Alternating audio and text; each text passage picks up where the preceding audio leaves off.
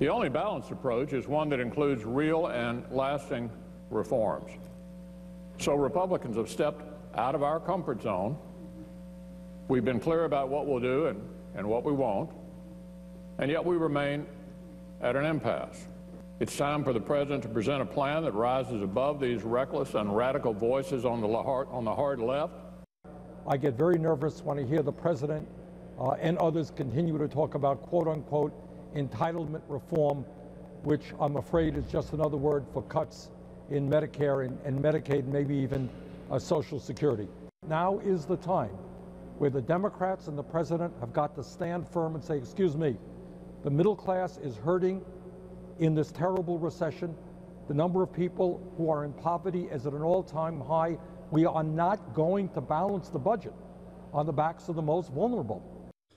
So there you have in two sound bites where we are in Washington. You got the McConnells of the world who believe the election never even happened. And it's time for the president to concede and give in again, saying that, hey, we've made major inroads. We're willing to cut loopholes, including for your mortgage, by the way.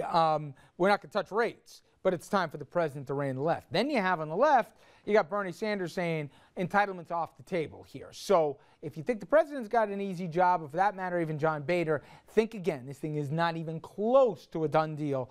There's a lot of different ways they can get there. But now I want to talk about messaging here. And before I do that, I want to give you an idea with numbers where the American public feels that whatever the final deal looks like, it ought to resemble. And again, this is a poll conducted on what people think should be in it. If we can bring it up, thanks guys, as to which is the better plan. Only spending cuts? Less than 3 in 10 Americans go for that, while 2 in 3 Americans say it should be a combination of spending cuts and tax increases. And trust me when I tell you, when asked about who gets the increase, they believe it goes to the top 1 to 2%.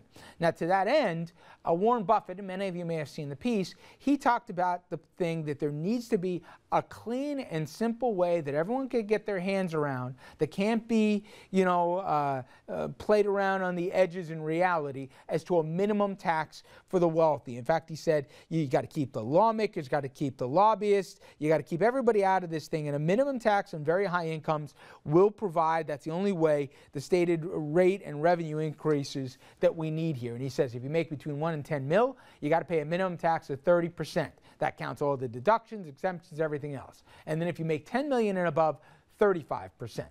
Okay, so if you have a minimum floor, he says you'll help get to the number here.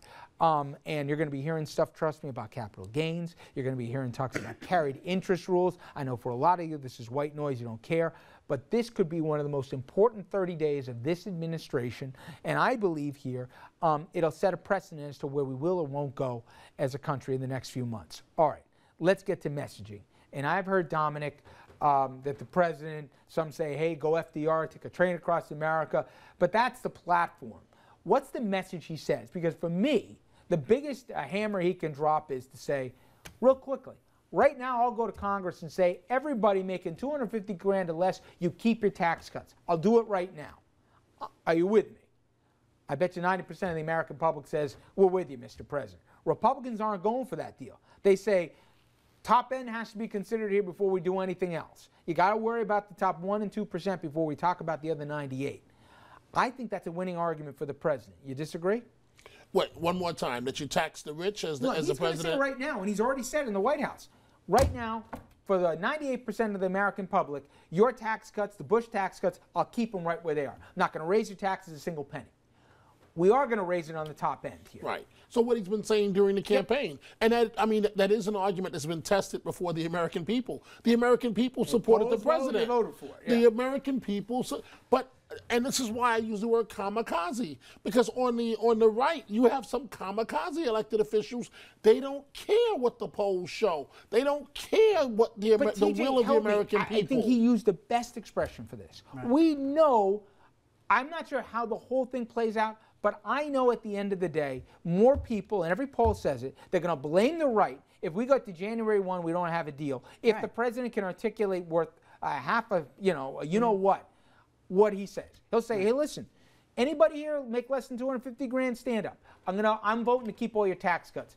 You sign up for that, Republicans, today? we'll deal with the 2% later. Right. They're going to say no, and who do you think the public's going to side with? How come it's not $1 million? That's the thing. I mean, if you want, again, I hate being the cliche guy here, but $250K in Manhattan is not $250K in with you. Dallas. Let's say they changed it from $250 to $1 million. Are you now up for Now, raising the rates? You can at least start the discussion, because $1 million is $1 million in a lot more places, okay? And at the same time, though, we have to keep in mind, first of all, when you talk about the message, keep in mind too that some of the messengers, Warren Buffett is currently in court spending millions of dollars trying to keep from giving more millions to the government. This guy is trying to get away with paying less taxes as we speak, and he's the one preaching to us just about lost the taxes. messaging war on this one No, when you go into no, Buffett. but there Andrew, it is. If we've learned anything over the last 4 years, what are winning and losing arguments that the White House and the GOP has to either avoid or embrace? Well, I think the winning argument for Republicans is we don't want to see taxes go up on anybody, because then it's a blanket indictment and everybody thinks, ooh, my taxes on 30 grand is going to go up, and that's not the case. And for President Obama, there's the class warfare angle. I mean, let's be honest, whether you raise taxes on people who make more than $250,000 or $1 million or $10 million or whatever you want to say is rich, that's really not going to make a dent in the deficit. That's really not going to correct all of our ills. Yeah. But it makes people feel better. See, and people know that too. And it makes people, You're right. And it makes it feel like things are fairer. And the middle class has had a lot dumped on it in the last 15 years. Even just that sense that things are fairness goes a long way. And I think it's smart for the president not to listen to the far left and keep entitlements off the table. It's in his best interest, politically, if he wants to get anything done, to have some shared sacrifice. It has to be on the table. Because Americans are ready. Americans are ready. They've been ready for tough medicine. There's very little entitlement bomb that's going to go off on January 1st. Entitlements are a very small part of this fiscal cliff. It's something else. It's part of the. It's part of messaging. It's part of the pressure that's being put on a deal, as is a total tax structure. Either we get this great kumbaya deal worked out, or we blow the whole thing up. That's why I think they're actually going to wind up punting and saving the big stuff for whenever. All right, we jump to a quick break. Everybody stay with us. When we come back, we're going to be talking about the morning after pill and where this debate could be happening at your dining room table sooner than you think. Stay with us.